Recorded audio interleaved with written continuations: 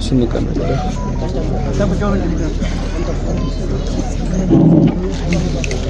Ini kamera. በስመ አብ ወወልድ ወመንፈስ ቅዱስ አሐዱ አምላክ። በስመ አብ ወወልድ ወመንፈስ ቅዱስ አሐዱ አምላክ። በስመ አብ ወወልድ ወመንፈስ ቅዱስ አሐዱ አምላክ አሜን። ቸርነት የባህሪ ገንዘቡ የሆነ ቸሩ አምላካችን ልዑል እግዚአብሔር በአንድነቱ ምንታዊ በሦስትነቱ ርባኤ የሌለበት ቅድመ ዓለም በማእከለ ዓለም ድኅረ ዓለም በአንድነት በሦስትነት ሲሰለስ ሲቀደስ ይኖራልና በአንድነቱ በሦስትነቱ በስልጣኑ በፈቃዱ በባህሪው በመንግስቱ አንድ በስምና በግብር አካል ሶስት ሁልጊዜ ያለመለወጥ ይኖራልና የቸርነቱን ስራ በሰማይም በምድርም ገልጦ ዘርግቶ ሁልጊዜ እንድናመሰግነው በዓይናችን እያየን በጆሮአችን እየሰማን እንድናመሰግነው ፈቅዷልና ከዚህ ሰዓት ከዚህ ዓመት በሰላም ጠብቆ ስላደረሰን ስሙ ለዘላለም የተመሰገነ ይሁን። እመቤታችን አማላጃችን ወላዲተ አምላክ ቅድስት ድንግል ማርያም የመድኃኔዓለም ወላጅ እናቱ የእኛ ከዮሐንስ ወልደ ነጎድጓድ ጋር የጸጋና የበረከት የስጦታ የቃል ኪዳን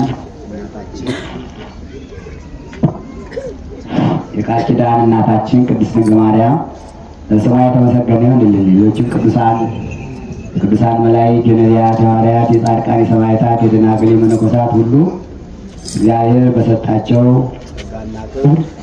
ጸጋው በረከቱ ከእኛ ጋር እንዲሆን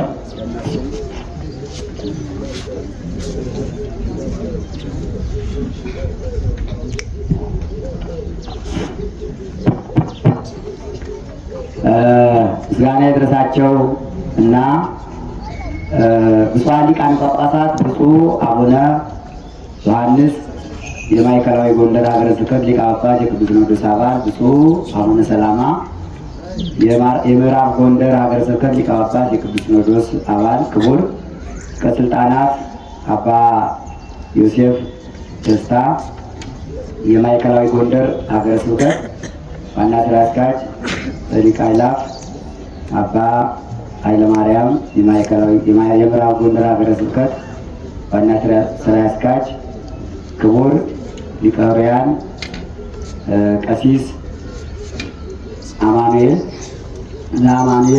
የወረዳ ቤተ ክህነት ሊቀ ካህናት ክቡር መጋቤ ሐዲስ ቃለ ሕይወት በዛ በመካነ ነገሥት ግምጃ ቤት ማርያም ትርጓሜ መጻሕፍት መምህር፣ ሌሎችም ያላችሁት የሀገረ ስብከቱና የወረዳ ቤተ ክህነቱ የየስራ ክፍል ኃላፊዎች እንዲሁም ሊቃውንተ ቤተክርስቲያን ከሩቅም ከቅርቡም መጥታችሁ በዓሉን ለማክበር በዚህ የተገኛችሁ በጎንደር የገዳማት የአድባራት አስተዳዳሪዎች፣ የአብነት መምህራን፣ ደቀ መዛሙርት ሁላችሁም ከሩቅና ከቅርብ ከገጠርና ከከተማ መጥታችሁ ለበዓሉ ድምቀት የሰጣችሁት መድኃኔዓለም በፍቅሩ ስቦ በረድኤቱ አቅርቦ ከዚህ የሰበሰባችሁ አባቶች፣ እናቶች፣ ወንድሞች፣ እህቶች፣ ምዕመናን በልዑል እግዚአብሔር ስም እንደምን ዋላችሁ?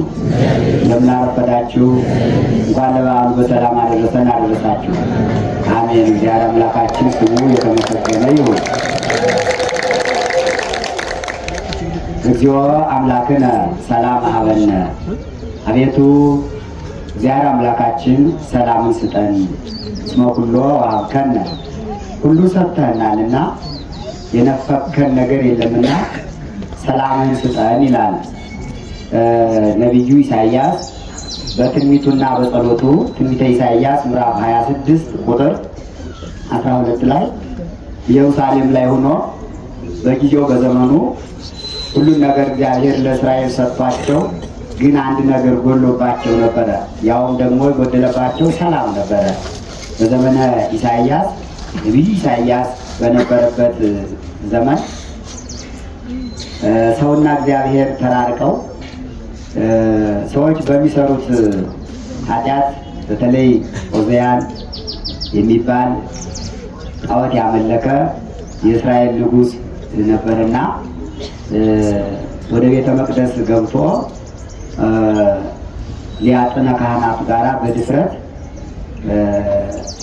ለምጽ ሲወጣበት ከግንባሩ ላይ ለምጹን በሻሽ ሲሸፍነው ከሻሹ ላይ ደግሞ ለምጽ ወጣ። በዚያ ጊዜ የነበረው ነቢይ ኢሳይያስ ነው። ኢሳይያስ ስጋዊ ስለሆነ ንጉሱን በመፍራት ዝም አለው፣ ሳይገስጸው ቀረ። ባለመገሰጹ ከንጉሱ ላይ የወጣው ለምጽ ከነቢዩ ላይ ወጣበት፣ ከኢሳይያስ ላይ።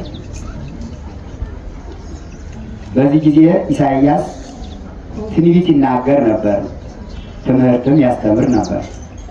ግን ለምጽ ሲወጣበት የተሰጠውን ሀብት እግዚአብሔር ነሳው፣ ወሰደበት። አንዳንድ ጊዜ እግዚአብሔር የሰጠንን ሀብት ካላወቅንበት ይወሰዳል። ኢሳይያስ ትንቢት ሲናገር፣ ሲመክር፣ ሲያስተምር በትንቢቱ ስለ ክርስቶስ መወለድ፣ ስለ ትንሣኤው፣ ስለ እርገቱ፣ ስለ ስቅለቱ፣ ስለ ሕማሙ፣ ስለ ሞቱ ብዙ ትንቢት ተናግሯል። ግን ጊዜ አንዳንድ ጊዜ መቼም የክፉም የበጎም ዘመን አለና ያን ጊዜ ለምጽ ወጥቶበት ሀብተ ትንቢቱም ተነስቶት ትንቢትም ለመናገር አልቻለም። 3 ዓመት ያህል ቆይቷል። ኋላ ግን ተጸጸተ። አቤቱ ፈጣሪ ይቅር በለኝ፣ እንዳንተ ያለ ንጉሥ የለም፣ ማትሻር አንተ ነህ። ዘመንህ የማይለወጥ የማትለወጥ አምላክ፣ ሁሉ በሞት ይቀራል። ነገስታት ቢነግሱ ሲሞቱ ይቀራል ስልጣናቸውም መንግስታቸውም። አንተ ግን ሿሚ የሌለህ ንጉሥ፣ ዓለምን ሳትፈጥር ቅድመ ዓለም የነበርክ እግዚአብሔር እስከ ንጉሥ ሁሉ ቅድመ ዓለም ይላል ነቢዩ ዳዊት። እግዚአብሔር ዓለም ሳይፈጠር ንጉሥ ነው ይላል። አንተ ግን ሿሚ የሌለህ አንጋሽ የሌለህ ብቸኛ፣ ስልጣን ያንተ፣ መንግስት ያንተ፣ ኃይል ያንተ፣ ሁሉ ያንተ። አወኩ ተረዳውና እባክህ ይቅር በለኝ አለ ይላል። ይቅር በለኝ አለ፣ ልቡ ተጸጸተ ነቢዩ ኢሳይያስ። ታዲያን ጊዜ ሰላም ያጣበት ዘመን ስለነበረ ምን አለ? ጸሎት ጸለየ። ጸሎተ ኢሳይያስ በሌሊት ትገይስ መንፈሴ ብሎ ያነሰዋል። አባቶቻችን ይህን ጸሎት ከ15ቱ ነቢያት አንዱ ሆኖ እንዲጸለይ ወስነው አሁን የእሁድ ጸሎት ከ15ቱ ነቢያት አንዱ ጸሎተ ኢሳይያስ ነው። ቅዱስ ያሬድም በእሁድ የመወድስ ቁመት ሲደረስ አብሮ ሰርቶታል። 15ቱ ነቢያት ይተዛዘላሉ እና ነቢዩ ኢሳይያስ ሁሉንም አየውና ሰላም አጣ። ንጉሱም ሰላም አጣ። ሀገሪቱም ሰላም አጣች። ኢየሩሳሌም ጠላቶች መጡ። እነ ናቡከደነፆር መጡ። የፋርስ ሰዎች እስራኤልን እየማረኩ ወሰዷቸው። ሀገራቸውን አስለቀቋቸው። ምንጣፍ ተሸክመው እንዲወርዱ አደረጓቸው። የጭንቀት ዘመን፣ የችግር ዘመን፣ ሰላም የጠጣበት ዘመን ነበርና ወደ እግዚአብሔር አመለከተ። ምን አለ? ዮ አምላክነ ሰላም ሀበነ፣ አቤቱ ፈጣሪያችን እግዚአብሔር እባክህ ሰላምን ስጠን። እስመ ኩሎ ሀብከነ፣ ሁሉ ሰጥተህናል። ዮ አምላክን አጥሬነ፣ አቤቱ እባክህ አንተ ግዛነ፣ የአንተ ገንዘቦች አድርገን። ሌሎች እየነጠቁ እየወሰዱን ነው። የፋርስ ነገስታት ወስደውና እባክህ አጥሬነ፣ አንተ መልሰን አንተ ገንዘብ አድርገን ያንተ ገንዘቦች አድርገን ሲል ይህን ጸሎት ጸልዋልና ቅዱሳን አምስቱ ስለሆነ እግዚአብሔር አምላክ ሁሉ ሰጥተናል ብሎ ነገር ግን የጎደለብን ሰላም ነውና ሰላም ስጠን አለ። የትምህርቱ ርዕስ ይሄ ይሆናል። ዮ አምላክነ ሰላም ሀበነ። አቤቱ እግዚአብሔር አምላካችን ሰላሙን ስጠን። ሁሉ አብከን ነው ሁሉ ሰጥተናልና። ባላ እግዚአብሔር ቸር ነው። ለምጹንም አዳነው፣ ትንቢቱንም መለሰለት። ትንቢት ሲናገር እስመ ኩሉ አብከነ ሁሉ ሰጥተናል ብሎ እግዚአብሔር አንዳንድ ጊዜ ይቀጣል፣ ግን እንደ ቀጣይ ቀን ይመልሳል። ሁሉ ሰጥተናል አለ። አጥቶት የነበረው ትንቢቱን መለሰለት። ትንቢት እንዲናገር አደረገው። ለምጽ ወጥቶበት ነበር። ለምጹን ደግሞ ሱራፊ መልአክ ካለ መላእክት ስም አምጥቶ ከንፈሩን እንዲቀባው ነገረውና አምጥቶ ከንፈሩን ሲቀባው ዳነለት። እግዚአብሔር ይወስድም ይመልሳል፣ ያስማርክም ሊነሳም ይሰጣል። ንስሐ የሚገባ ካገኘ እንደ ኢሳይያስ የሚጸጸት ካገኘ ሁሉ ነገር ይሰጣል። እና ኢሳይያስ አየና ትንቢቱንም መለስክልኝ፣ ከለምጼም አዳንከኝ፣ ግን አንድ ነገር ይቀራል። አቤቱ እግዚኦ አምላክነ ሰላም ሀበነ፣ እባክህ ሰላምን ስጠን። ወገኖቻችን እየተማረኩ ነው። ወገኖቻችን ወደ ሰው ሀገር እየሄዱ ነው። በጠላት እጅ ወድቀዋል፣ በጨካኞች እጅ ወድቀዋልና እባክህ ሰላምን ስጠን ብሎ ለመነ። እንግዲህ እስመ ኩሉ አብከነ ሁሉ ሰጥተናል ሲል ነቢዩ ኢሳይያስ እግዚአብሔር አምላካችን ሁሉን የሰጠ አምላክ ነው። ሁሉን የሰጠ አምላክ ነው። በዓላትን ስናከብር የዕለቱን በዓል ብቻ ሳይሆን እግዚአብሔር ከሀስከፈ ድረስ ለእኛ ያልሰጠን ነገር የለም። ሁሉ ሰጥቶናል። ሰማይንም ሰጥቶናል፣ ምድርንም ሰጥቶናል። አሁን ይህ ሰማይ ለእኛ ነው የተዘረጋ፣ እንደ ድንኳን ነው። ፀሐይ አሁን እዚህ የጠፈር በታች ስለሆነች ነው ሰዓቱ ረፈድ ብሎ የምትሞቀን እንጂ እኮ ይህ ሰማይ የምናየው ተዘርግቶ የእኛ ጣራና ድንኳን ነው። ምድር መመላለሻችን ናት። ምድር ቤት መሬት ናት። ሰማይ ጣራ ነው። መሬት መሰረት ናት። ለእኛ አሁን እዚህ የቆምንባት ምድር ከመሀል ነው ያለን እኮ አሁን እንዲሁ ለቀና ብለን ስናይ ሐምሌ ነው ያለን። አሁን ከመሀል ላይ ነው ያለን። ፀሐይ እንዴት ታዲያ እንዲህ ከሆነ ካለ ከጠፈሩ በታች ስለሆነች ቅርብ ናት ለእኛ፣ እናገኛታለን እንጂ ፀሐይም ከጠፈር በታች ነው ያለች። ሁሉም ሰጥተናል ሲል ኢሳይያስ ከዚያ ጀምሮ ነው። ሰማዩን ለእኛ ዘረጋ፣ ምድሩን ለእኛ ዘረጋ፣ ነፋሳቱን ለእኛ ነፈስክልን፣ ፍላጋቱን ለእኛ ፈሰስክልን፣ ብርሃናቱን ለእኛ አመላለስክልን። ሁሉን ሰጠን። ዝናብ ያበቅላል፣ ፀሐይ ያበስላል፣ እኛን ትመግባለህ። ሁሉ ያንተ ብቻ አይደለም። እስመ ኩሉ አብከነ መልክህንም ሰጥተናል ይላል። መልኩን ሳይቀር ሰጥቶናል። እግዚአብሔር አምላክ የተፈጠርነው እሱ መልክ ስለሆነ እስመ ኩሉ አብከነ ሲል ሁሉ ሰጥተናል። እግዚአብሔር ያልሰጠን ነገር የለም። ከመልኩ የበለጠ ሌላ ነገር የለም። ሰውን ሲፈጥረው ንበር ሰባሪያ ነው አምሳል ነው ብሎ አዳምን ሲፈጥረው ሥላሴ በመልካችን ተምሳሌያችን ይፍጠር ብሎ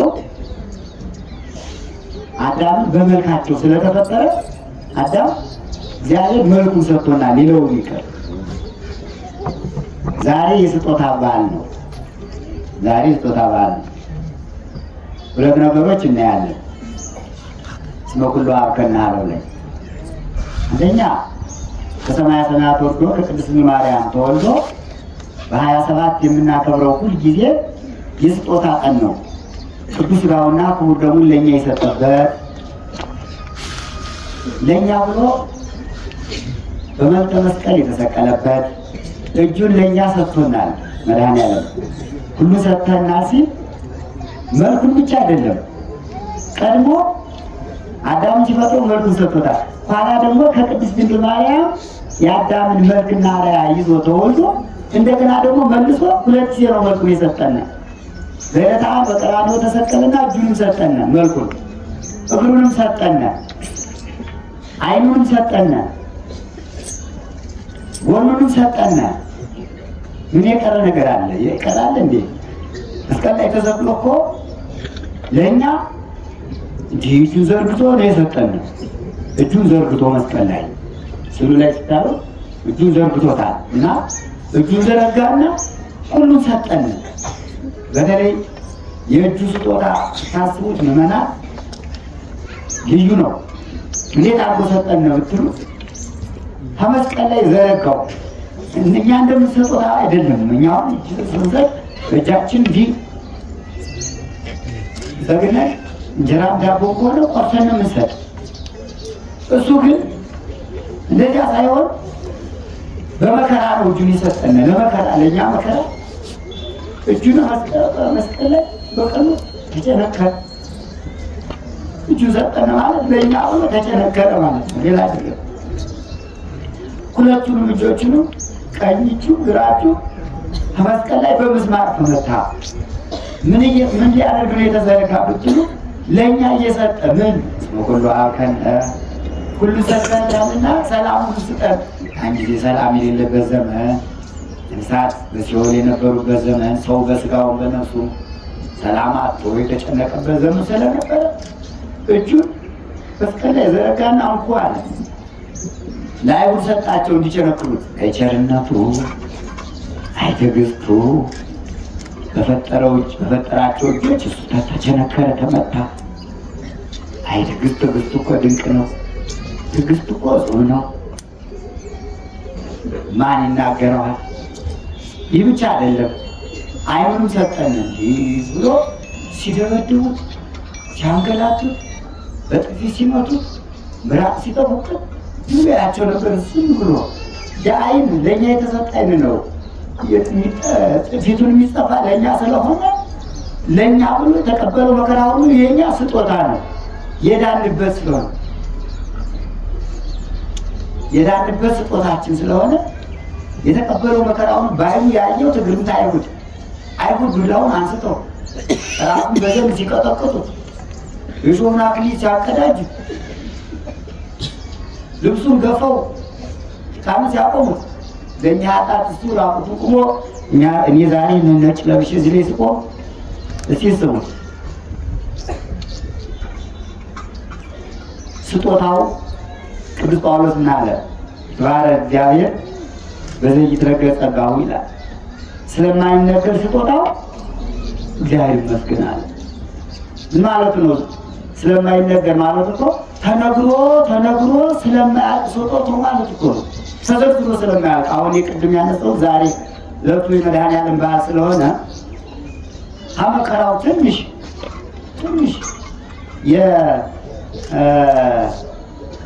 የሻይ ማንካ የምታህል እንኳን አይነገርም፣ መናገር አይቻልም።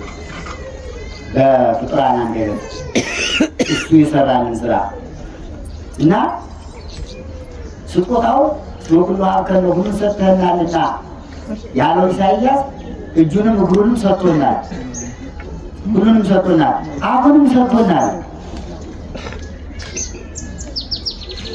ውሃ ተጠማው ባለ ጊዜ ምንድነው የሰጡት አይሁድ? አስተይዎ ከርቤ እሷ ዘምስል ሐሞት ከሐሞት ጋር የተቀላቀለ ከርቤ አጠጡት። ከርቤ መራራ፣ ከርቤ ጣን ከርቤ የሚባለው ጣን እንኳን ተጠጥቶ ማለት ነው ከእሳት ጋር ሲዋሃድ በጣም የሚከነክን ጉሮሮ። አሁን የስቅለት ለመስቀልን ከንሰግድ ሲባል ክፉሙ ሲባል የሚታጠር ከርቤ ነው እና የከርቤው ጣን መዓዛ ይሰጣል። ወደ አፍንጫችን ሲገባ በጣም ይከረክራል። እንኳን ወደ ጉሮሮ ወርዶ ያንዳንዱ ሁሉ መራራ ከርቤ ይለዋል። ከርቤ መሪራ ይለዋል። መራራ ከርቤ ያ ጋር ደግሞ ዘምስለ ሐሞት ድሞት ከሐሞት ጋር ተቀላቅሏል ይላል። ከርቤውና ሐሞቱ ተቀላቀለ፣ ተለወሰ። በተለይ እናቶች ይህን ስታስቡ የእሱን መከራ ለማሰብ በምታዘጋጁት ቀላቅላችሁ የምታዘጋጁት ነገር ታስታውሳላችሁ ብዬ ተስፋ አድርጋለሁ። ለምን ከሬቷ ዘምስለ ሐሞት ሲል ሐሞቱ ደግሞ የዝሆን ሐሞት፣ የፍየል ሐሞት ይለዋል። ሐሞተ ጦኒ ይለዋል። የዝሆን ሐሞት በጣም መራራ ነው። ጉሮሮውን እንዲጎመዝዘውና እንዲከረክረው እንዲመረው ተብሎ መራራው ምግብ ነው የተፈለገለት ለሱ። ለእኛ አንደበቱን ለመከራ ሲሰጥ ጉሮሮውን አፉን ለምረር ሐሞት ይላል። አፉን ለምረር ሐሞት ለመራራው ሐሞት አፉን እሺ ብሎ ያቀረበ ጠጣ ሲሉት ውሃ ነበር የጠየቀ። ግን ውሃ ሲጠይቃቸው እነሱ ምን አዘጋጁ? ምን አቀላቀሉ? ከርቤና ሐሞት ያንን አቀላቅሎ አቀረቡለት። ያውቃል እሱ ሲያቀላቅሉትም ያውቃል። ይገርመው ነበር። ግን ዓለም ታስደንቀው ነበር። ሁለት ነገሮችን ዓለም ታስጨንቀው ነበር፣ ዓለም ታስደንቀው ነበር። በዚያ ሰዓት የዓለም ሁኔታ መድኃኒዓለምን በጣም ያስደንቀው ነበር። ምክንያቱም በሰባት ክንድ መስቀል እጆቹና እግሮቹ በቀንወት ሲቸነከር በሰውነቱ መከራ ሲቀበል ደከመ ይለዋል። ደከመ መድኃኒዓለም ደከመ ይለዋል። ጸርሐ ኢየሱስ በአረ ኢየሱስ ክርስቶስ ጮኸ ይላል። ሶቢሃ ያን ጊዜ ጮኸ መድኃኒዓለም። የስቅለት ዕለት ቅዱስ ያሬድ ያቀረበው መዝሙሩ ሁሉ ያን ነበር የሚናገር። ጊዜ 6 ሰዓት ይላል። ጊዜ 3 ሰዓት፣ የ6 ሰዓት፣ የ7 ሰዓት ጋረ ኢየሱስ ወይቤ ኤሎሄ ኤሎሄ። ያን ጊዜ መድኃኒዓለም ጮኸ ተናገረ። ኤሎሄ ኤሎሄ አለ ይላል። ይህ ነው እንግዲህ ይችን ዓለም በሁለት ነገር በመጨነቅም በትዕግስትም ያያል። ውሃ ለመነ፣ ምን ሰጡት? ነገሩ ልማድ ትዕግስቱ ልማድ ነው። ትዕግስቱ ልማድ ነው። አሁን በዚህ ሰሞን ወደ ግብፅ ሄደን ነበረ። ገና በ2 ዓመቱ ነው መጠማት የጀመረ። የዕለት ዓመት ብቻ አይደለም። ለዚህ ነው እኮ ነቢዩ ኢሳያስ ስመ ኩሉ አምከነ ሁሉ ሰጠናል ያለ ገና በሄሮድስ ዘመን፣ በዘመነ ሄሮድስ ገና እንግልቱን የጀመረው መራቡን እናታችን ቅድስት ማርያም የተራበች የተጠማችው ግብፅ ስንሄድ ብዙ አይተናል። የተራበችበትን የተጠማችበትን፣ በቁስቋም ብቻዋን ያደረችበትን፣ አውሬዎች ሲመጡ ገመሎች ሲመጡ ብቻቸውን ነው ይዘከራታታ ስታለቅ ስትጨነቅ፣ ያ ሁሉ ለእኛ ነው። ስደቱ ለእኛ፣ ረሃቡ ለእኛ፣ መጠማቱ ለእኛ። ኋላ ደግሞ ተመልሰ በኋላ በዕለተ ዓርብ ያን መራራ ሐሞት እሱ አይለምናል፣ እነሱ ይሰጡታል። ከርቤና ሐሞት ቀላቅለው ሰጡት። ታዲያ ቀመሰው፣ መረረው፣ ተፋው ይላል። ለማን ነው የተቀበለ? ለእኛ ስለሆነ አፉን ለመረራ ሐሞት ሰጠልን ይላሉ መጽሐፍ። መድኃኒዓለም ክርስቶስ አፉን ለመራራ ሐሞት ሰጠልን ለእኛ በእንዲያነ። በተለይ ሐዋርያው ቅዱስ ጴጥሮስ በመልእክቱ በመጀመሪያ መልእክቱ ምዕራፍ 3 ቁጥር 18 ላይ እስመ ክርስቶስ ንረ ሞተ እንተ ኃጣውአ ሰብእ ይላል። ክርስቶስ ስለ ሰዎች ኃጢአት አንድ ጊዜ ሞተ። ወበእንቲአነ ሞተ ጻድቅ በእንተ ኃጣውኢነ። ጻድቅ እውነተኛው አምላክ በአንደበቱ ሐሰት ያልተገኘበት፣ በነገሩ ጉልት ሽንገላ የሌለበት፣ እውነት የሚናገረው ያ ጉሮሮ ጎምዛዛ መራራ ሐሞት ተቀበለ። ስለኛ የተቀበለው ነገር ሁሉ ስጦታ ነው ለማለት ነው። ሁሉ አከነ ያለው ኢሳያስ ሁሉ ሰጠ ሲል ይህ ሁሉ ስጦታችን ነው። መራራ ሐሞት መጠጣቱ ለእኛ ስጦታ ነው። መቸንከሩ ለእኛ ስጦታ ነው። እንዴት? እሱ ይህን መከራ ተቀብሎ ስላዳንን ነው። ዘዚያው ሞተ ነሳ ወዲያው ሕይወቱ አበነ ይላል። የእኛን ሞት ለእሱ አደረገ። ይህ ሁሉ የእኛ ነው። የሚገርማችሁ ነገር ይህ ሁሉ መራራ መጠጣት፣ መቸንከር፣ መወጋት፣ መገባት፣ መገላታት፣ በዘንግ መመታት የማን ነው? የእኛ ነው። የእኛ ስንል የአባታችን ያዳምና የእናታችን ዮሐንስ በለስን በልተው በዚያ ምክንያት የመጣው መከራ ለእኛ ነበር። አዲያ መድኃኔዓለም ተላለፈና እጁን ሰጠ። እነሱ ለማውጣት የእነሱን እጅ ለማስፈታት እሱ እጁን ታሰረ ይላል። ለውጥ ነው። ካሳ ይሉታል አባቶቻችን እና መጽሐፍ። ካሳ መድኃኔዓለም ካሰልን። እዚያ በኋላ ይህ ሁሉ መከራ ከተቀበለ በኋላ ነው ወበይንተ ኃጣውኢነ ተሰቅለ ዲበ ዕፀ በሥጋሁ ስለኛ ስለ ኃጢአተኞች በመስቀል ላይ ተሰቀለ ይልና ወሆረ ሀበ እለ ሙቅታ ትነብር ነፍሶሙ 9 ሰዓት በኋላ ነፍሱን ከሥጋው ለይቶ ቅዱስ ነፍሱን ከቅዱስ ሥጋው በስልጣኑ ለይቶ ነፍሳቸው ወደ ታሰረችበት ወደ ወህኒ ቤት ሄደ ይላል። ወሆረ ሀበ እለ ሙቅታ ትነብር ነፍሶሙ ወሰበከ ሎሙ ግእዛነ ነፃነት ሰበከላቸው። ዕለተ ዓርብን ስናስብ መድኃኔዓለም እስረኞችን የጠየቀበት ቀን ነው። በአካለ ሥጋ በመስቀል ላይ መለኮቱ እንዳለ በአካለ ነፍስ ደግሞ ወደ ሲኦል ወረደ ይላል። እስመ ኩሉ ሀብከነ ያ ቅድም የተዘረዘረው በፊት ሰማዩን፣ ምድሩን፣ አትክልቱን ምኑን የሰጠነ ለሥጋችን ነው። አሁን ደግሞ ነፍስ ስጦታ ነበረ፣ ተጨንቃ ነበረ። ከአቤል ጀምሮ የመጀመሪያው ሟች አቤል ነው። ከሱ ጀምሮ የጻድቃን ነፍሳት ወደ ሲኦል ይወርዱ ነበር። ወደ ሲኦል እየወረዱ ግን መከራ ያገኛቸው ነበር።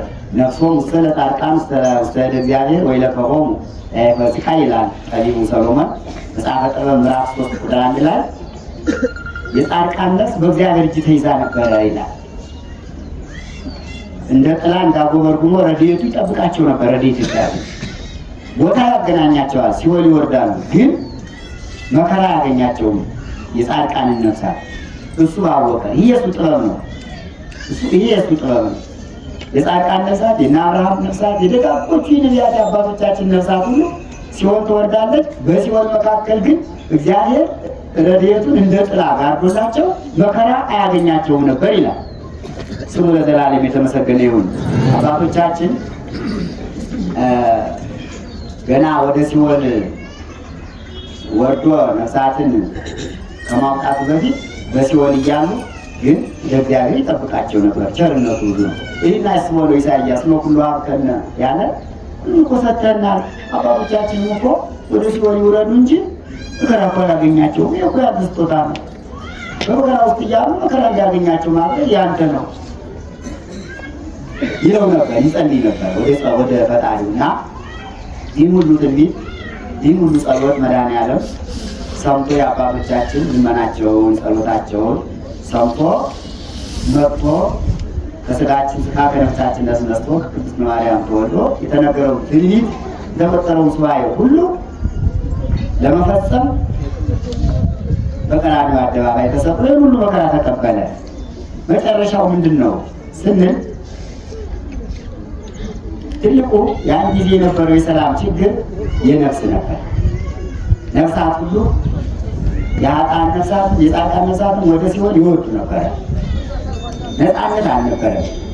ቀስ በሉ ምንድነው ተላለፉ፣ ቀስ ብላቸው አስገቧቸው። የሚቆርቡት ሊገቡ ነው፣ አስገቧቸው። ከዚያ በኋላ ይህ የማያዳላ አምላክ ስልጣን የብቻው መንግስት የራሱ ስለሆነ ከአብ ከባሕርይ አባቱ ከመንፈስ ቅዱስ ከባሕርይ ሕይወቱ ጋራ ተነጋገረ ይላል ሉቃስ ወንጌል ምዕራፍ 23 ላይ መድኃኔዓለም ክርስቶስ ያን ሁሉ መከራ እየተቀበለ የሰውን ልብ መኖር ያውቃል። አሁን እያንዳንዳችን እዚህ ያለ ነው ብቻ ሳንሆን በዓለም ያለውን ሁሉ ምን እንደታሰበ ያውቃል። አሁን ምን እንዳሰበ ያውቃል ሁላችን። አይሁድም ይህንን ሲያደርጉ ሀሳባቸውን ስለሚያውቅ ከባሕርይ አባቱ ከአብ ጋር ተነጋገረ። ምን አለ? አባ ስራይ ሎሙ እስመ ዘያምሩ ይገብሩ። አባቴ ይህን ሁሉ የሚያደርጉ እኮ ስለሚያውቁ ነው፣ ይቅር በላቸው አለ ይላል። ይተመልከቱ። አሁን መራራ ሐሞት ለሚያጠጣ ሰው ይቅርታ ይገባዋል? ምዕመናን ይገባዋል ወይ? ለሚቸነክር ለጨካኝ በቀኖት ለሚቸነክር ክፉ ሰው ምሕረት ይገባዋል? ውሃ ስጠኝ ሲሉት መራራ ሐሞት ለሚያጠጣ ሰው ይቅርታ ይገባዋል? አይገባውም ነበር። በጥፊ ሳይሰዱት ለሚሳደር፣ ሳይመቱት ለሚማታ፣ ሳያዋርዱት ለሚያዋርድ፣ ልብሱን ሳይቀሙት ልብስ ለሚገፍ። መድኃኒዓለም እኮ ልብሱን ተገፏል። አይሁድ ገፎታል። ምን አደረጋቸው? አለቀሳቸው። በአንድ ሳሙኤል በቅዳሴ በኋላ ይቀድሳል ይናገራል። አንተ ለፀሐይ ብርሃንን ያለበስክ አምላክ አንተ ልብስ አጥተህ ራቁትን ቆም ይለዋል። ለመላእክት የብርሃን አክሊል ያቀዳጃቸው አንተ የሾህ አክሊል ተቀዳጅተህ ዋልክ ይላል። ያደንቃል። ቅዱሳን ሁሉ ትዕግስቱን ምሕረቱን ያደንቃል። የሾህ አክሊል በራሱ ላይ ያድሮበት ለእነዚህ ይቅርታ እናድርግ ብሎ ከአብ ከባሕርይ አባቱ ጋር ተነጋገረ። ምዕመናን እዚህ ላይ ነገር ይነጋገር። አሁን እኛ ታረቁ ስንባል ይቅርታ ስናደርግ ምንድን ነው? በአካባቢ ጩኸት ይበዛል። አሳልፋቸው ቀራሪዎች እናንተም ትንሽ ቆዩ ትችላላችሁ። ገና ቅዳሴ ሲገቡ ትገባላችሁ። ቸኩሉ። ሲከፈት ደግሞ ሁላችሁ ትገባላችሁ። ቆዩ፣ ካላችሁበት ቆዩ። ረጋ በሉ። ታቦቱ ቁመ እናንተ ትገቡ። ታቦት ሳይገባ በላቁ ሚድ ታቦት ይገ ይሄ አትፈሩም እንጂ እናንተ ቤታቦት አንቺ ቀድመሽ ታቦት በልጎ ታቦት ቁሞ በልቁ ሰዎች ቁም ታቦት አቋርጦ ሚሄዱ አታዩት። መድኃኒዓለም አይታያችሁ መሰሉ በትዩ ሳሰቡ ገና ወደ ታቦቱ እልል ሳትሉ ታስገቡ ቦታ እንዳይያዝ ነው። እናውቃታለን። የእኛ ቻደልጭኛ ጥጋ እሱ ለእኛ መከራ ተቀብሏል እያልን ከዚህ ላይ ደግሞ እኛ አሁን ወደ ሽኩቻው ወይ ግዱድ ወደ ጥሩ ወደ ጥሩ ወይ ታቦት ነው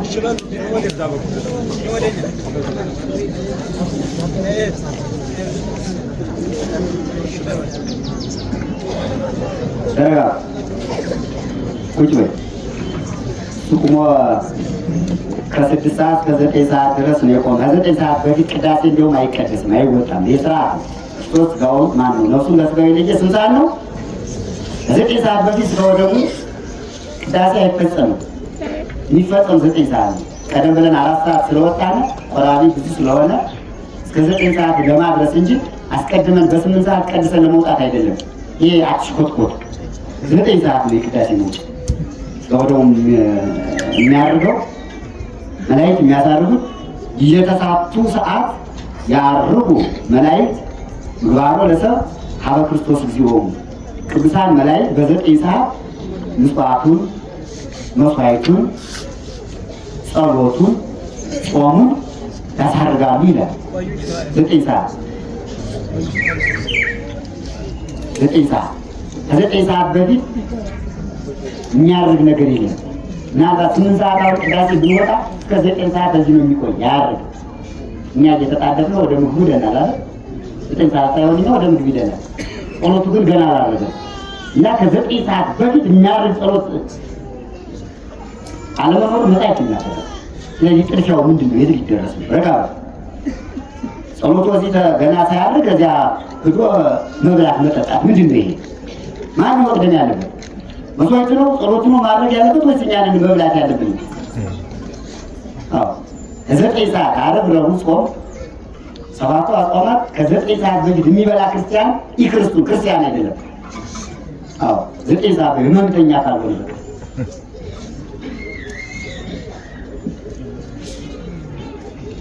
ቅዳሴ መውጫ 9 ሰዓት ከዚያ እንዳያልፍ ነው። አሁን ቀደም ብለን የምንገባ እንጂ ሰዓቱ ለመሸራረፍ አይደለም፣ አይሸራረፍም። ስርዓተ ቤተክርስቲያን አንድ ነው። አትጣደፍ፣ ቀዳሽም አትጣደፍ፣ ቆራቢም አትጣደፍ። ሰዓትን አክብረህ ቀድሰህ ውጣ። ሰዓትችን አክብረሽ አስክብረህ ቆርበህ ውጣ። እንግዲህ በ7 ሰዓትም ደግሞ እያልክ ዝቅ እያልክ ታወርዶ ይሆናል። አታውቁት። ይሄ ነው መዓት የሚያመጣ። ይሄ የተሸራረፈ ስርዓት ቤተክርስቲያን ስርዓቷ ከተሸራረፈ በሽታ ይመጣል፣ ጦርነት ይመጣል፣ ረሃብ ይመጣል፣ ችግር ይመጣል። እዚህ አትጣደፉ፣ ቆዩ።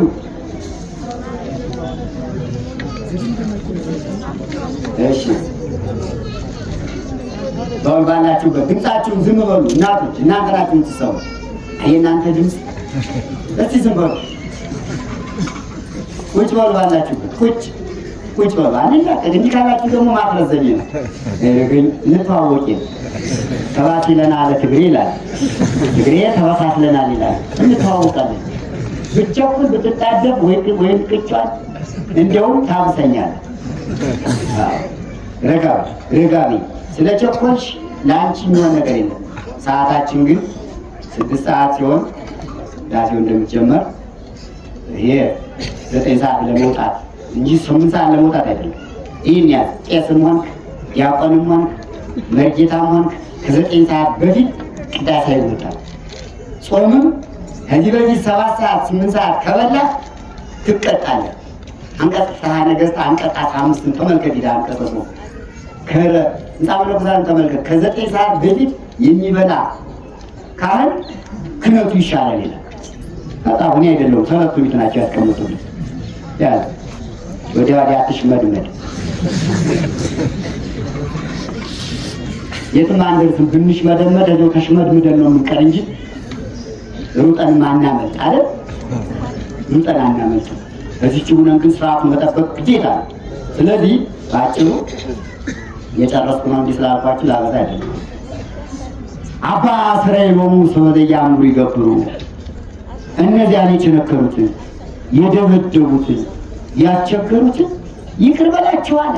እንዲህ ሲል ወልድ ከአብ ያንሳል ማለት አይደለም። አንዳንድ ያልገባቸው ሰዎች ይችን ቃል ይዘው አባቴ ይቅር በላቸው ስላለ ወልድ አባቱ ስለሚለምን አማላጅ ነው የሚሉ አሉ።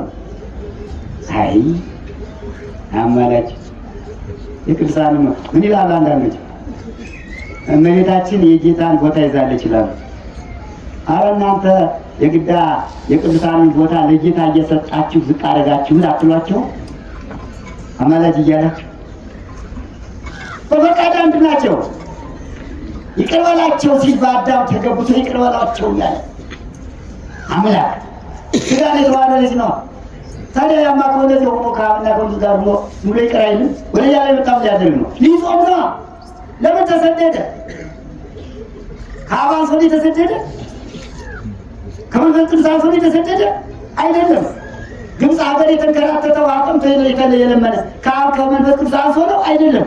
ስጋን ስለተዋሃደ ምስጢረ ስጋዊ ነው። ይሄ ምስጢረ ስጋዊ ነው። ሰው የሆነበት ምስጢር ነው። 40 ቀንና 40 ሌሊት ለምን ጾመ? ሰው ስለሆነ ስጋን ስለተዋሃደ። ከዚህ ጋር ምን ይያያዝ? ሳምራዊትን ለምን ውሃ ጠጪኝ አላት? ሰው ስለሆነ የሰውነቱን ስራ ምስጢረ ስጋዊን ፈጸመ። ስለዚህ አንዱ አባት ስለሆነ ነው። አባት ይቅር በላቸው ሲል እንደ ሰውነቱ ሰው መሆኑን ለመግለጥ እንጂ ከአብ ከመንፈስ ቅዱስ የሚያንስ አይደለም። ያማ ቢሆን ፀሐይ ባልጨለመች ነበር፣ ጨረቃም ደም ባልመሰለች ነበር፣ ከዋክብትም ባልበረሩ ነበር። ኧረ ምን ይሄ ብቻ መቃብርን ባልተከፈተ ነበር፣ ሙታንም ባልተነሱ ነበር። በሰማይ 3 በምድር 4 ታምራት ባልተደረገም ነበር። ያማ ባይሆን ወደ ሲኦል ወርዶ ወሰበከሎሙ ይዛነ ነፃነትን ሰበከላቸው። አምላክ ስለሆነ ሲኦል ወረደ ነፍሳትን ለማውጣት። ነፍሳትን አወጣ፣ ወደ ገነት መለሳቸው። ካሳው ተፈጸመ ወይኔ ተፈጸመ ሁሉ ብሎ ሁሉን ፈጸመና እስመ ሁሉ ሀብከነ ሲል ኢሳይያስ ይህን ሁሉ ሰጥተናልና ሰላም ቀርቷል። እግዚኦ አምላክነ ሰላም ሀበነ፣ አቤቱ ሰላም ስጠን አለ። አሁን ሁለት ሰላም ተገኘ። አንዱ ለስጋ፣ ሁለተኛው ለነፍሳት። ነፍሳት ተጨናንቀው ታስረው ተቆራኝተው መቆራኘት ታውቃላችሁ? ቁራኝነት ይለዋል መጽሐፍ። ጻይረ ዘሞት ፈታ ይለዋል። የዲያብሎስ ቁራኝነት ነበር። ቁራኝነት ማለት ነው?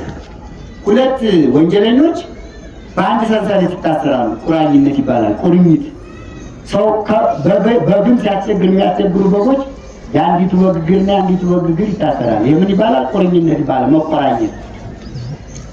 ሰይጣን እንደዚህ 5500 ዘመን የሰው ነፍስ እየተቆራኘ በቁራኝነት ያስጨንቃቸው ነበር። አዲያ ሰይጣን ያሰራቸውን የተቆራኛቸውን ወደ ሲኦል ወረደና ፈታቸው። ማን ይፈታ ነበረ? ከአብና ከመንፈስ ቅዱስ የሚያንስ ወልድማ ስልጣን ባይኖረው ኑሮ ሲኦልን መች በዘብዛት ነበር? ሲኦል አላት። አቤት አለች፣ ደንገጸት። ፈራት ሲኦል ነው የሚለው አይደል? ቅዱስ ፈራት ሲኦል የቀዳም ስውሩ እዚህ ሲኦል ደነገጠች፣ ሲኦል ተሸበረች። አምላክ ወርዷልና አምላክን እኮ እንኳን እኛ ሲኦል ታውቀዋለች። አያችሁ፣ ዲያብሎስ ተጨነቀ ይላል። ተጨነቀ ሞት እንዘወርድ በሥጋ ይላል። ሞት ዲያብሎስ ክርስቶስ ነፍሱን ከሥጋው ለይቶ ወደ ሲኦል ሲወርድ ባየ ጊዜ ይላል ፈራ ተጨነቀ ይላል። ጸርሃ በቃል አብይን ዘውር እንዲሁ አሰምቶ ተናገረ። መኑ ዝንቱ ዘምስልጣኔ ሰባ ለቢሶ ሊተሞአኒ ሥጋን ተዋሕዶ ያቸነፈኝ ሲል አምላክነቱን እየገለጸ ነው። አያችሁ እናንተ ያገባቸው ሰዎች አይደል? አምላክነቱን ያደርጋል። ሰባ ለቢሶ ያለው ማን ነው? ሥጋ ለብሶ የተባለ ማን ነው? ቃል እኮ ነው።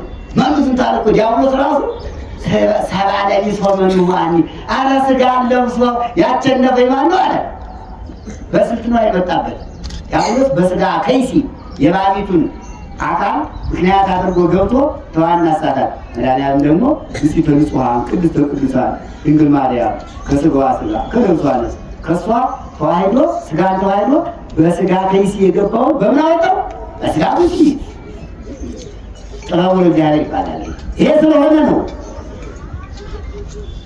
አዳምን ለማዳን የመጣ እንጂ ከአብ መንፈስ ቅዱስ ትንሽ የሚያንስበት የለም። የጠላት ምስክር ምን ይባላል? እውነት ነው። ምን አለ? ዘንቶ እቱ ኢየሱስ ክርስቶስ ዘተሰቀለ ነው ያለው ሰይጣን ራሱ። ኧረ አላውቅም እየለካ የተሰቀለው ኢየሱስ ክርስቶስ መድኃኒዓለም ነው አለ ሰይጣን እኮ ነው። ይሄ የተሰቀለው ኢየሱስ ክርስቶስ ነው።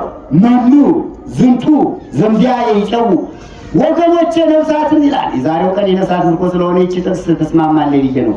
መኑ ዝንቱ ዘምዚያ ይጨው አባ መባጽዮንም በዚህ እግዚአብሔር ፈቅዶላቸው ነፍሳትን ስላወጡ ዛሬም የተጨነቀበት ነው። መጋቢት 27 ቀን ተጨነቀ። ዛሬም ጥቅምት 27 ቀን አባ መባጽዮን ነፍሳትን ሊያወጡ እግዚአብሔር ፈቅዶላቸው ሲሄዱ እንዲሁ ተጨንቋል። መኑ ዝንቱ ዘምዚያ ይጨው በእኔ ስልጣን 5500 ዘመን ተይዘው የነበሩ ነፍሳትን ከኔ እጅ እየነጠቀ እየፈለፈለ የሚያወጣ ማን ነው? ሰይጣን። በጣም ብልጥ የብልጦች ብልጥ።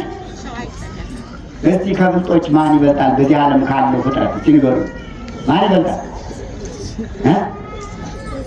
አጣውቁም ምን በጣም ካለው ፍጥረት ሁሉ በጣም ብልጥ ማን ነው? ያስና መለክት ነው እንጂ ይተው እንጂ ደግሞ ይጋንተት ይላል። ምን አረግነ አዳነም ተናግሮታል።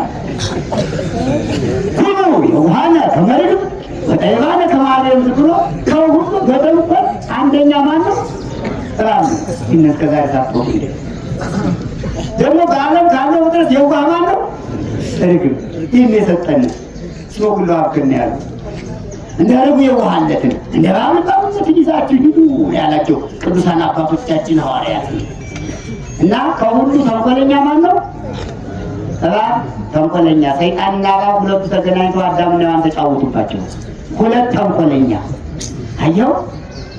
ወንጌል እንደመሰከረው ማቴዎስ ወንጌል ምዕራፍ 10 ማን ነው ተንኮለኛ ላለ ከሁሉ? እባብ። ደግሞ ክፉ ማን ነው ከሁሉ? ሰይጣን። ሁለቱ ተገናኝቱ አባታችን አዳምና ሔዋን እንኳን በእነዚህ በሁለቱ ተንኮል 5 ዓመት ሙሉ ሲቀጠቀጡ እነዚህ ሁለቱ ተገናኝተው እንዲህ ያለ ተንኮለኛ ይጠብቀን መድኃኒዓለም መውጫውን ይስጠን። ይኸውላችሁ ይህንን ተንኮል ይህን ሴራ ይህን ገመድ ማን በጠሰው? መድኃኒዓለም የበጠሰው። እስመ ተበረኩ ተመርቶ ቀጥቀጠ መናፍስት ዘዛቲስ ነቢዩ ዳዊት እንዲሁም በገመድ አልመሰለውም። ነቢዩ ዳዊት እስመ ቀጥቀጠ ተመርት ነው ያለው። የብረት ቁልፍ ነው ያለው። የብረት ቁልፍ የሰይጣን ተንኮልና መከራ በብረት ቁልፍ ነው የተመሰለው። ወቀጥቀጠ መናፍስት ዘዛቲስ የብረቱን ቁልፍ ሰበረው። ማነው እሱ? መድኃኒዓለም። ሌላ መስፈር አይችልም ነበር። ይህን ያደረገ አምላክ የባህሪ አምላክ ነው። እኛን ለማዳን ሰው ስለሆነ ከአብ ከመንፈስ ቅዱስ ቅንጣት ታህል አያንስም። ይህን ለማጥፋት ወደዚህ ዓለም መጣ። ሰው ሆኖ ሰውን አዳነ ነው እና ነፍሳትን ከዚያ ቁራኝነት ፈታ። ሰንሰለቱን በጣጠሰው። ሌላ ማሰሪያ ደግሞ ተፈለገ። በዚያ ማሰሪያ ማን ይታሰራል? ማን ይታሰር? ሲፍረድ ፍርድ ስትፈርድ ማን ይታሰር? ዝም አላችሁ። ጠላታችሁን አታውቁ? የእኛ ጠላት ማን ነው? አዲያ ዲያብሎስ ይታሰር ወይስ አይታሰር? እንግዲያ ዝም ያላችሁ ናችሁ። እናንተ ብትወጡት ቅዱስ ያሬድ ያመናምነዋል። እኔ ትንሣኤው የምወድስ ክርስቶስ ተንሥአ እሙታን በዐቢይ ኃይል ወሥልጣን አፈሮ በሰይጣን ይልልሃል። አየው አጋዞ እምይእዜሰ በሰላም ክርስቶስ ከሙታን ተለይቶ ተነሳ። የተነሳው በዐቢይ ኃይል ወሥልጣን በታላቅ ስልጣን ነው። አፈሮ ለሰይጣን ሰይጣንን ውጥር አድርጎ አሰረው። አጋዞ ይሄ ነው የዛሬው በዓል። አጋዞ ለአዳም አዳም ሔዋን ነፃ ወጡ። ሰይጣን ግን ታሰረ። ሎቱ ስብሐት ያደረገ አምላክ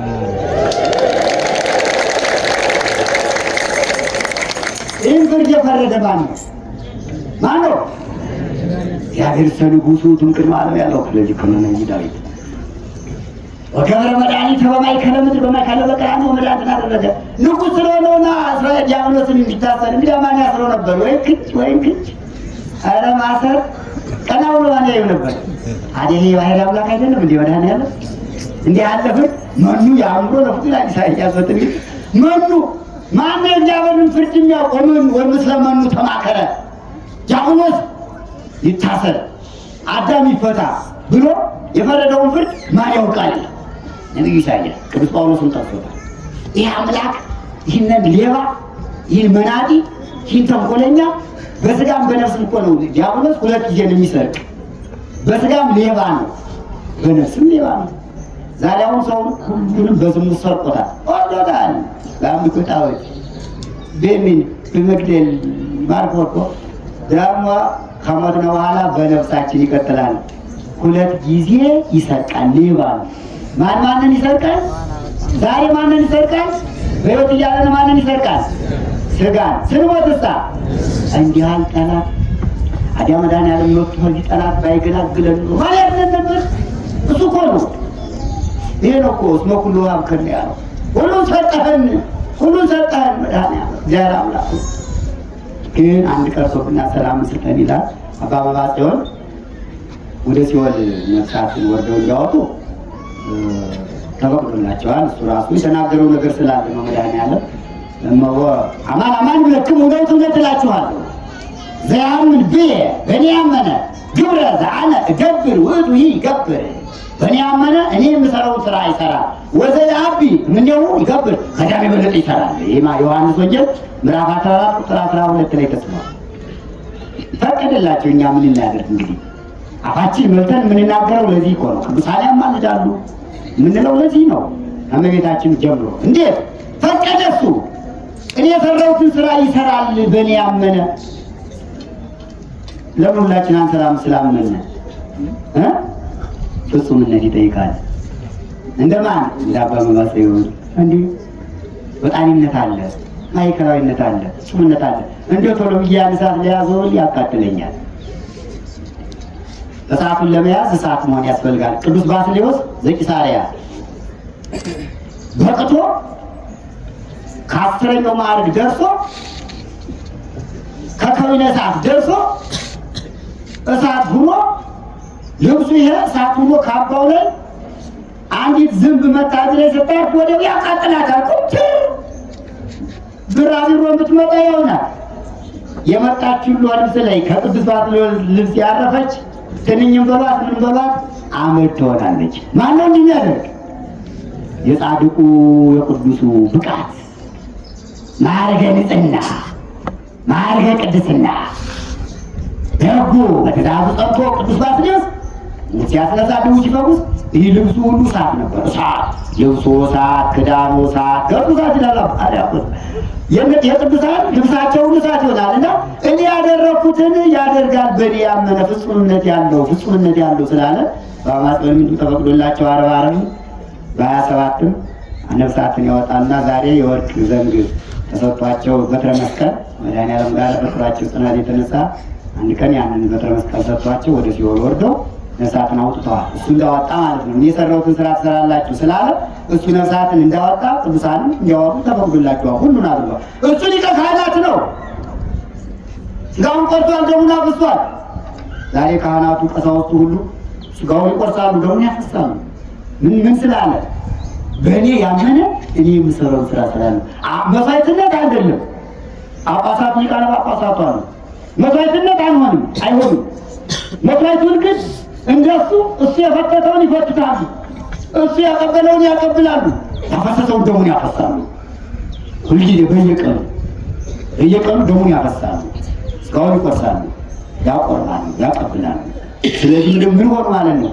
በእኔ ያመነ እኔ የምሰራው ይሰራል ስላለ አሁን ዛሬ ቀሳውስቱ ይህንን ሲያደርጉ እኔ የማደርገውን ያደርጋል ስላለ ስለፈቀደ ነው እንጂ እቺም ቃል ባትኖሩ ያደርግ ነው። ስለዚህ ቅዱሳን ጻድቃንም ነፍሳትን አዳኑ ስንል የእሱ ቃል ነው፣ የእነሱ አይደለም። ኃይል የላቸውም እነሱ፣ ኃይሉ የእሱ ነው።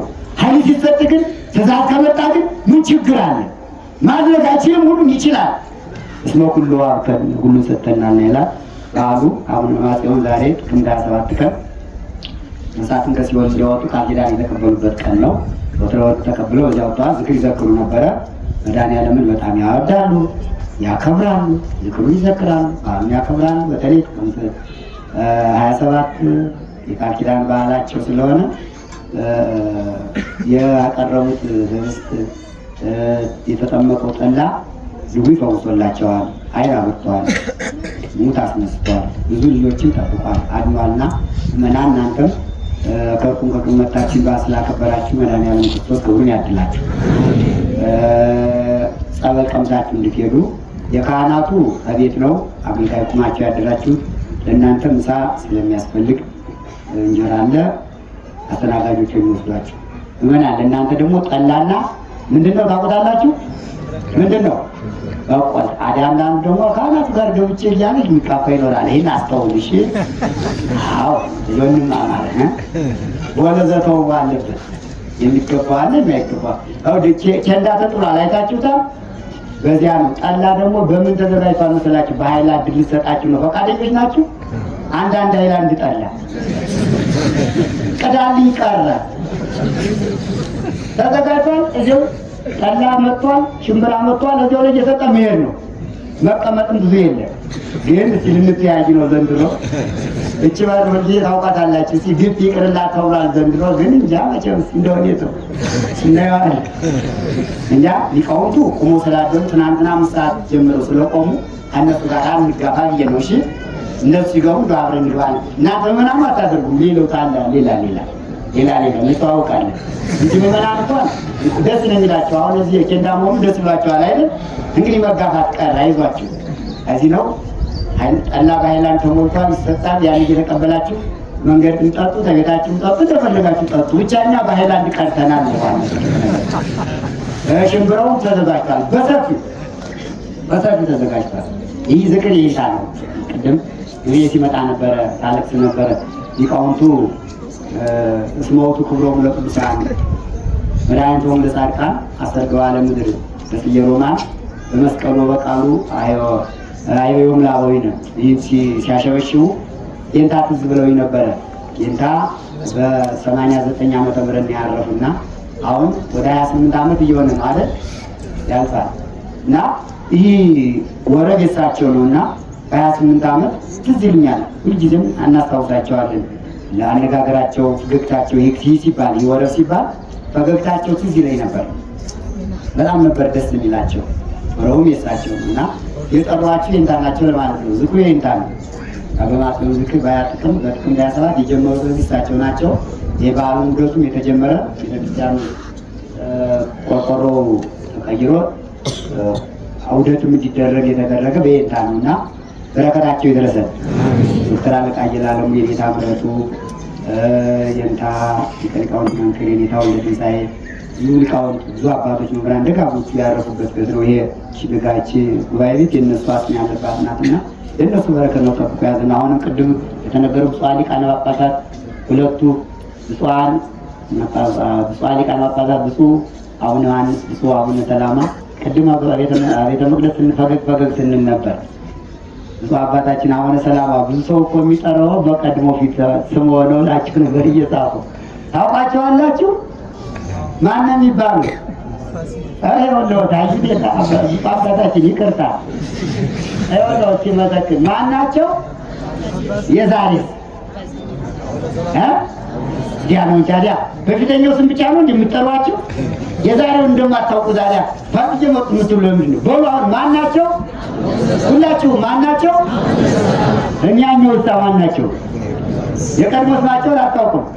አይወለው ተጣጣቂ ትኛለው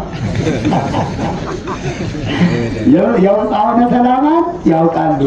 የውጣውነ አንድ ያውቃሉ። አዎ ተነጋግረንበታል። ቅዱስ ወጣችን ለመቅደስ አሁን ያላችሁትን በትክክል መስክራቸዋልና እነሱ የኔታ ከመዛሙርቶቹ የነበሩ ዛሬ ሊቃነ ጳጳሳት የኔታ መጥቶ ቢያዩ እንዴት ደስ ይላቸዋል። ግን ባይነ ነፍስ እያዩን ነውና እንግዲህ ሰላም እግዚኦ አምላክነ ሰላም ሀበነ። አቤቱ እግዚአብሔር አምላካችን ሰላምን ስጠን፣ ሰላምን ስጠን፣ ሰላምን ስጠን ሰጥተናልና ስላለች ቤተክርስቲያን ወስብሐት ለእግዚአብሔር። ቆየና አሜን። ጸበሉን ቀምሳችሁ ሩቅ የመታችሁ ቅድም እንዳልኩት ቀምሳችሁ እንድትሄዱ ማሳሰቢያ ነው። የኔን እዚህ ላይ ጨርሻለሁ። ከቀጣዩ መርሃ ግብር ደግሞ ይቀጥላል።